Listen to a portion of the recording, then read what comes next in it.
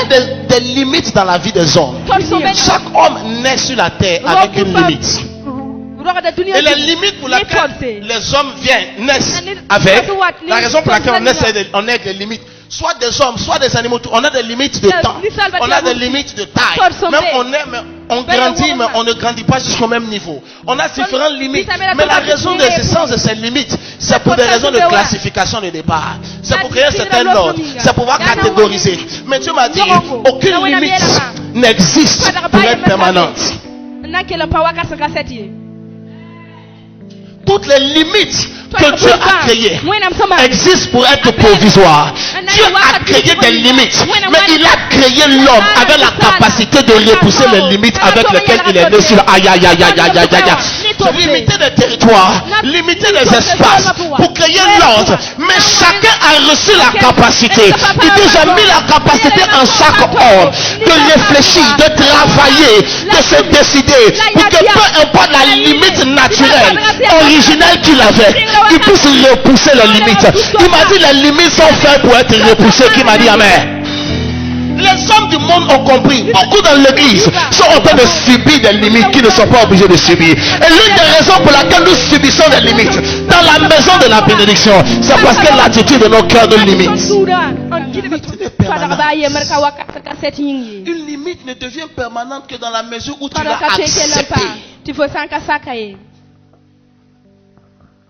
Si tu as accepté, les hommes qui ont bouleversé le monde sont ceux qui ont refusé d'accepter les limites que la vie leur a imposées. La limite que tu as aujourd'hui, c'est la limite que tu as acceptée.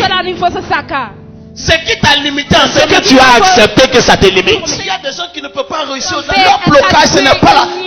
Dans leur tête, ils sont bloqués. Dans leurs rêves, ils sont bloqués. Avant, nos parents regardaient la mer et ils croyaient que c'était le bout du monde. Jusqu'à quelqu'un s'est levé. Il dit derrière cette limite, il y a forcément quelque chose de l'autre côté de l'horizon. Il a fabriqué un bateau. Il a déposé sur l'eau. Il ne savait même pas où il partait. Le vent et la tempête a commencé à le pousser un peu. Il est arrivé quelque part. On dit aujourd'hui c'est devenu Amérique. Qui m'a dit amen? Ce qui t'a limité, c'est ce que tu as accepté que ça te limite. La première chose qui constitue une barrière, c'est l'esprit des gens. La mentalité des gens, la conception des gens. Deuxième chose, parce qu'il y a les facteurs déterminés par l'homme, mais il y a des limites diaboliques établis sur des territoires. La plupart des gens qui sortent de ce genre de territoires ont une limite dans la vie qui n'arrive pas à franchir. Il y a des gens, le père est arrivé là, il a été limité. Le fils est arrivé là, il a été limité.